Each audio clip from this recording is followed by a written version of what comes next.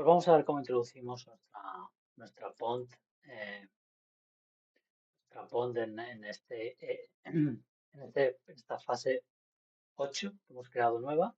Si encendemos la fase anterior 7, vemos que teníamos básicamente una tubería que salía desde este manhole 5 hasta el manhole 6, que constituía el outlet de nuestra red. Pues ahora lo que hemos hecho en esta fase 8 es borrar este último tramo de tubería y bueno, pues esto lo podemos poner aquí, lo podemos tirar un poquito hasta aquí. Esto como lo tenemos bloqueado, pues lo único que hace es, bueno, está adaptando un poquito la longitud, pero bueno. Y ahora lo que vamos a poner es el pond aquí, en medio. Y entonces vamos a venir aquí, le damos a pond y empezamos a dibujar el perímetro, inicialmente la base, lo que va a ser la base del pond, ¿vale? Es importante que lo entendamos, estamos dibujando la base. Hacemos así, de una forma que obviamente buscaríamos que cuadre nuestro modelo con el resto de cosas que tenemos alrededor. Y una vez que lo hemos dibujado, entramos aquí y vemos cómo efectivamente nos ha calculado ya automáticamente el área de la base conforme a esta línea que hemos dibujado. Es decir, si vamos actualizando esta línea, si retocamos esta línea, vemos como el área vamos a ver, estamos cambiando la superficie superior. A ver, antes estamos cambiando la superficie superior. ¿Vale? Nos mantiene constante la inferior. Vamos a ver, pero bueno, esto es solamente una introducción inicial, ¿no? Vamos a ir viendo cómo lo vamos modelando. Otra cosa importante, vemos que nos ha establecido una dirección de flujo, ¿vale? De base, un poco en función de la forma que le hemos trazado. Siempre podemos especificar una línea diferente, por ejemplo, para que calcule de la forma más correcta el flujo del agua a través del pond, ¿vale? Y dependiendo de dónde queramos colocar las estructuras de entrada y de salida. Cosas que tenemos que ir introduciendo. La Existence Level, como siempre, nos lo ha calculado de forma automática con la superficie. Nosotros ahora lo que tenemos que establecer es la profundidad o la base, una de las dos cosas. Vamos a ponerle que tiene de base 647.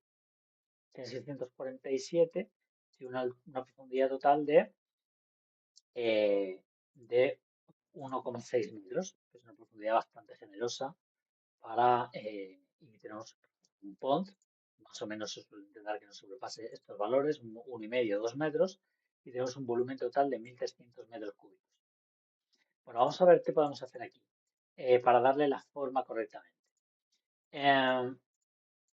Si borramos este número, ¿vale? Copiamos, vemos cómo automáticamente nos dice, bueno, entonces lo que tenemos aquí es una pirámide, porque no tenemos base, no tenemos área en la parte superior, ¿vale? Pero lo que vamos a decir es, vamos a copiar este valor, vamos a copiar aquí, perdón, vamos a copiarlo aquí, lo introducimos sino manualmente, 792,87, ¿vale? Y entonces vemos cómo nos crea este volumen. Nos está dando que a la profundidad no podemos ponerle, tenemos que poner la profundidad de 1,647, la que tenemos aquí.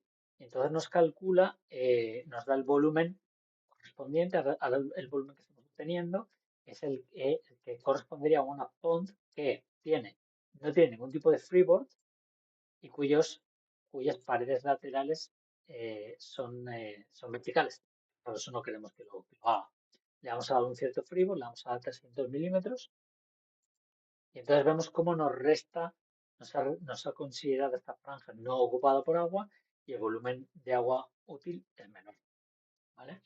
Pero claro, hasta ahora seguimos teniendo un cuerpo recto. Nosotros no queremos esto, queremos una side slope de 1 en 3. ¿Cómo podemos hacerlo? Vamos a venir aquí al Sizing Calculator y dentro de este Sizing Calculator nos vamos a Side Slope. Introducimos un valor de 3 y vemos como cuando le demos, automáticamente si le decimos que queremos mantener, si queremos mantener la base, el área de la base, lo que nos va a hacer es aumentarnos el valor del área en la parte superior. Si lo hiciéramos al revés, porque estamos limitados por la superficie disponible en la parte superior, pues lo haremos al revés. Lo que haría sería modificarnos la superficie de la base para obtener este volumen que queremos. Entonces nosotros vamos a decir, no, mantén la base, el área de la base es 792,87 y dime cómo de grande tiene que ser el área superior para tener este side slope de 1 en 3. Le damos a OK y efectivamente, mira, ya me ha actualizado el vaso y ya esto eh, empieza a tener una forma hacia la que queremos y efectivamente el volumen ahora es mayor, obviamente, porque hemos hecho el vaso más grande, ¿no? Initial depth, pues vamos a poner 0, la queremos seca, y porosidad 100%, la queremos libre, ¿vale? Por aquí definida geométricamente el vaso en principio. Inlets, pues ahora tenemos que empezar a meterle inlets y outlets para conectarlo al resto de la red, obviamente.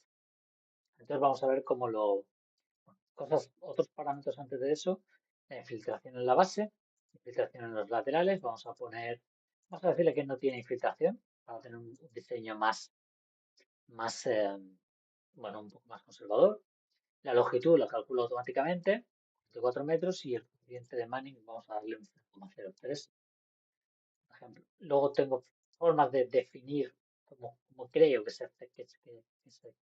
parece más a qué forma creo que se asemeja más a mi pont, si es circular, si es rectangular o si es cuadrada, pero bueno, para un poco tenerlo un poco en cuenta en el cálculo, en el diseño hidráulico, ¿no?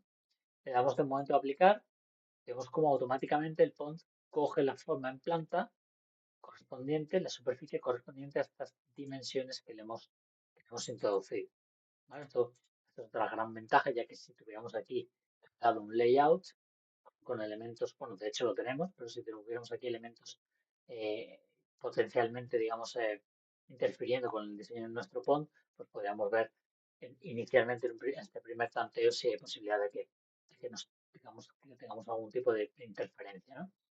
Pero bueno, habiendo hecho esto, hemos definido el vaso, vamos aquí a imágenes representativas, puede ser una wet pond, puede ser una infiltration basin. Cuando infiltration basin es cuando no tiene salida, se cuenta únicamente con la infiltración como forma de salida del pond. Obviamente va a resultar en ponds mucho más grandes si queremos que toda la salida confíe en la infiltración. Otros ejemplos, bueno, a gran escala, un wetland sería esto. Y ejemplo número 3, pues un pod que estaría mucho más cerca de ser un tanque, ¿no? Pero bueno, es otra opción.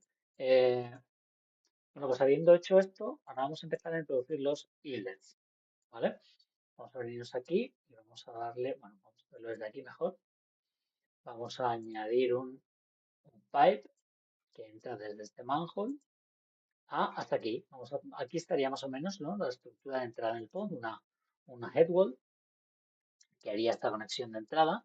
Y bueno, pues en principio vamos a mantener el diámetro que tenemos aquí. Tenemos 450, una pendiente de 1 a 254, pues vamos a mantener lo mismo aquí.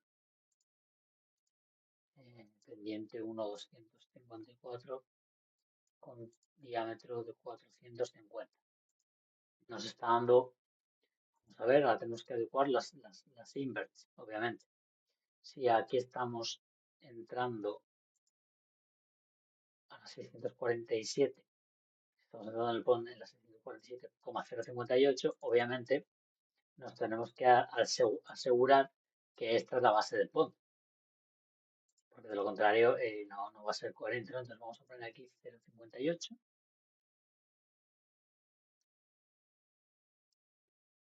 Y ahora ya tenemos lo que nos va a disminuir, obviamente, es la profundidad. Y ahora ya tenemos una tubería que entra a una lámina de agua, una elevación que es exactamente la que tenemos definida en la base del pond.